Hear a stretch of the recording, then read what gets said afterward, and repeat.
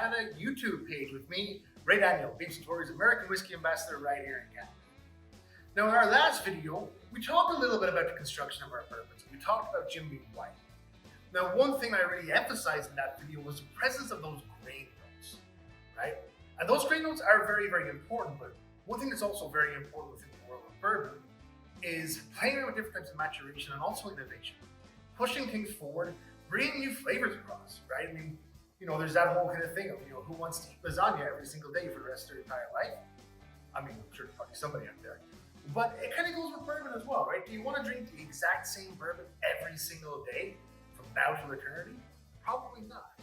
The Beam family knew this. So what they started doing was working on ways to keep the integrity of their spirit around, keep that mash bill the same, keep the maturation style the same, but maybe just leave it a little bit longer in the cask, let those wood flavors develop. I talked about those grain flavors, right? How over the course of time, they'll start to die away a little bit and the wood will start to take over. This is a really great example of that happening, right? And the grain, of course, is still going to be present, right? I mean, the grain is never going to 110% completely die away. But with this one, we start to see the wood sugars start to creep in a little bit more, right? There's a lot of different flavors that we can pull out of the natural sugars that occur within the white wood, that white oak that we use to make our barrels.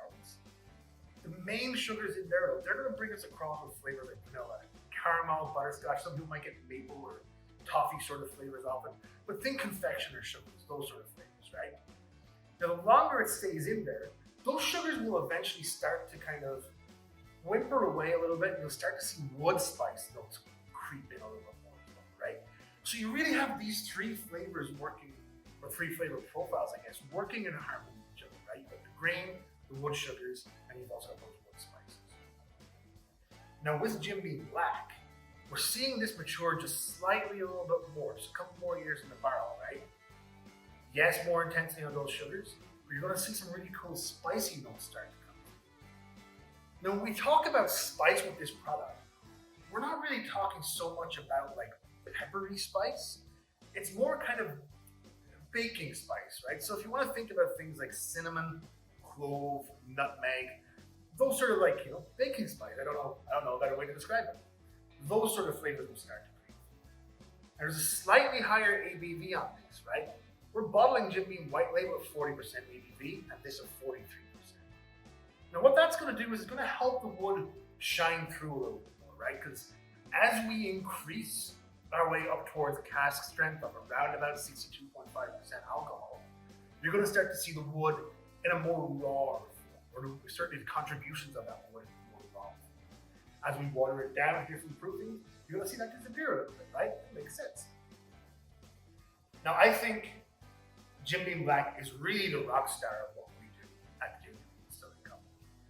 It does everything that you want a bourbon to do, and for an incredible low price, right? A very, very, very highly rated whiskey, winning the 2016 International Wine and Spirits Competition for highest rated bourbon.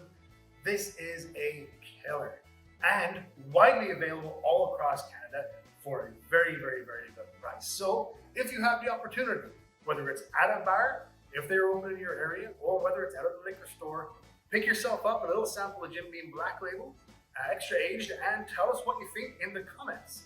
Don't forget to subscribe and like, and until next time, folks, I will see you soon. Cheers.